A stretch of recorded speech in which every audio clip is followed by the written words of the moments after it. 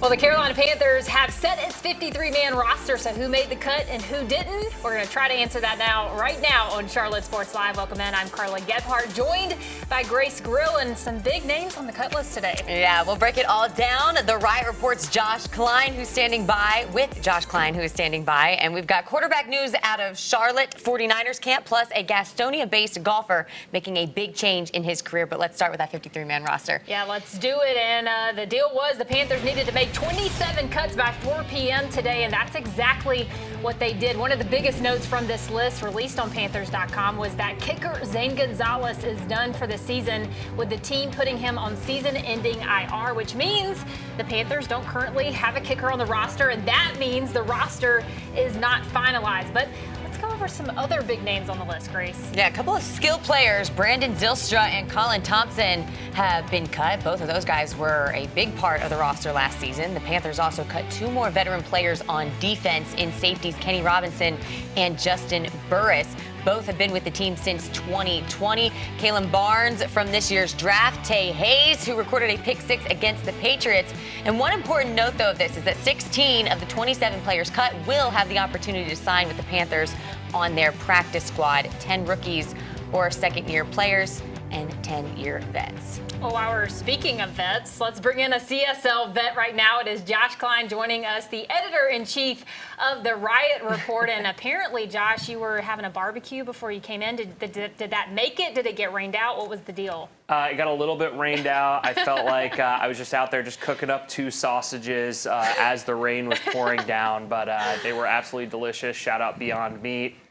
Spicy sausage, hit them with a little sauteed onions. It was good.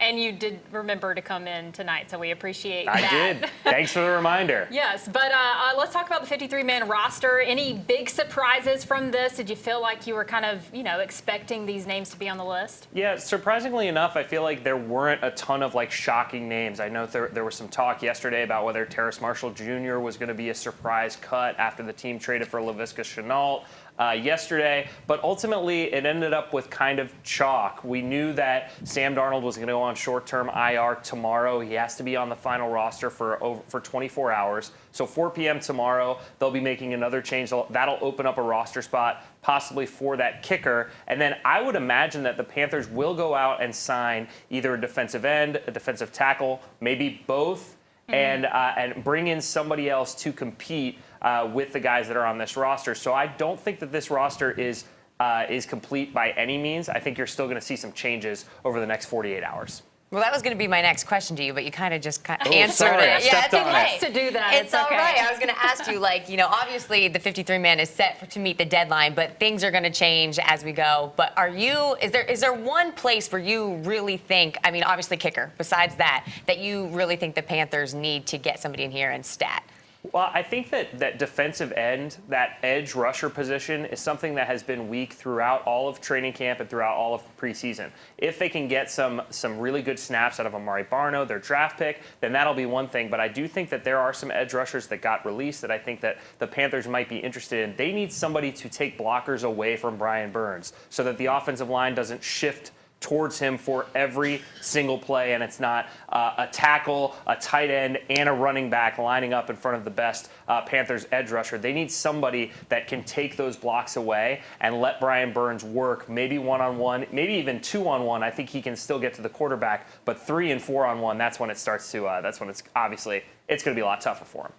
That's right. And as if the roster cuts, guys, weren't enough to talk about today, Bills sideline reporter Cynthia Freeland stole the headlines when she spilled the beans on a podcast about a private interaction she had with Baker Mayfield at the final preseason game with Buffalo. She apparently said she hoped that Baker would beat the Browns week 1, to which Baker replied, "I'm going to expletive them up." Interestingly enough, a Browns reporter asked Kevin Stefanski what he thought about Baker's comments. Take a listen. I'm not going to get involved in that type of thing, Jeff. As you know, it's Carolina week. I get how unique it is that Baker's a starting quarterback for the Panthers. We're really going to focus on putting a plan together to beat the Panthers. That's really our focus.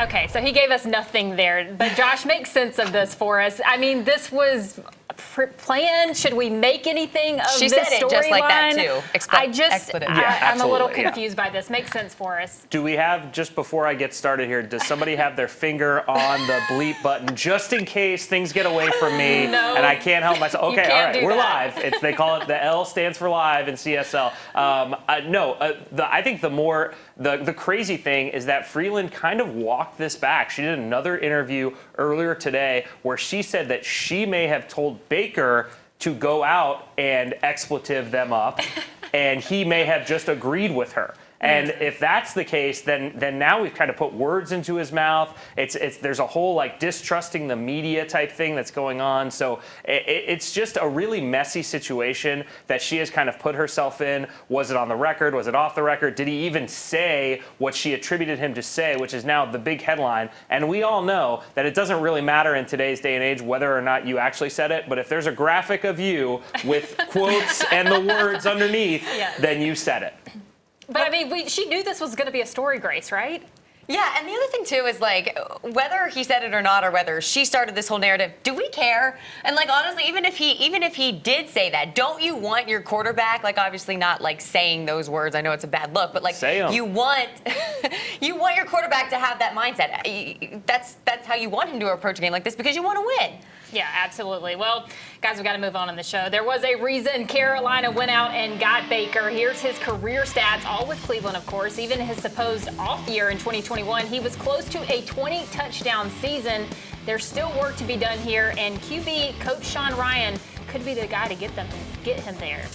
Yeah, well, as guys come in, the Panthers have also sent some guys out on Monday. The Carolina sent offensive lineman Dennis Daly to the Tennessee Titans in exchange for better draft positioning. With Daly, the Panthers sent a 2024 7th-round pick in exchange for a 2024 5th-round pick. Carolina pretty deep in offensive line positions, making for a tough competition in camp this season. But for the South Carolina product, who started in 21 games for the Panthers since being drafted in the 6th round of 2019, it was goodbye for him. Bradley Bozeman is back and ready to be the keystone of this rebuilt line. Yeah, I think we continue to grow and continue to mesh as a team, especially the offensive line. We've been continuing to work together, getting our combinations right, changing a little footwork here and there, seeing what best fits everyone, and just getting to work and really meshing together. So I think it's been a really good transition so far. We just continue to grow as a group and a unit this entire time. Okay, well, this is the perfect segue from talking to Baker and the offensive line, because one of the criticisms and that everybody was talking about when Carolina got Baker was that he wasn't going to have that same O-line that he did in Cleveland. What do you make of the moves that the Panthers got going with the offensive line this offseason? I mean, when you talk about segments that I may or may not curse in, I mean, can you believe the fact that we are talking about how deep the Carolina Panthers offensive line is? Yeah, we said it. These are sentences that are coming. We're on TV, that we're saying these things on TV. What the heck is going on? That's right, I said it. What the heck is going on? No, I think that one of the things that obviously they needed to do this offseason, and they knew it, was prioritize that offensive line. Went out and drafted Icky, went out and signed Bradley Bozeman. Austin Corbett is a huge, huge get for these guys, and I think it went under the radar. So they have solidified that offensive line. Even though Bozeman and Pat Elflein, I think, are going to be trading off on that center position, especially early in the season. I'm not sure Bozeman is going to be the guy snap one, but eventually it doesn't matter. This offensive line has gotten a lot better, a lot more talented, and a lot deeper, so that when guys go down, which inevitably is going to happen, that they are not absolutely expletived. And how smart is Scott Fitterer, too? I mean, sending Dennis Daly off and getting something in return. This is a guy that we probably didn't think was going to make the roster anyway, right?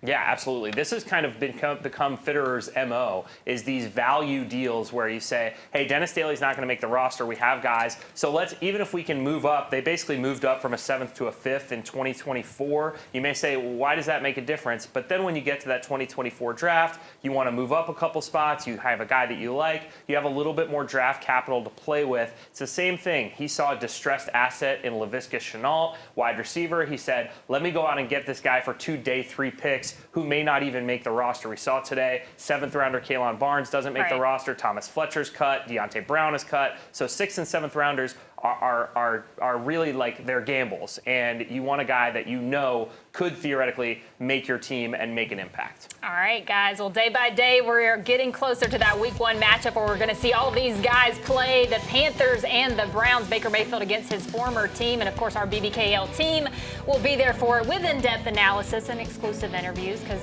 yeah, that's just what we do. But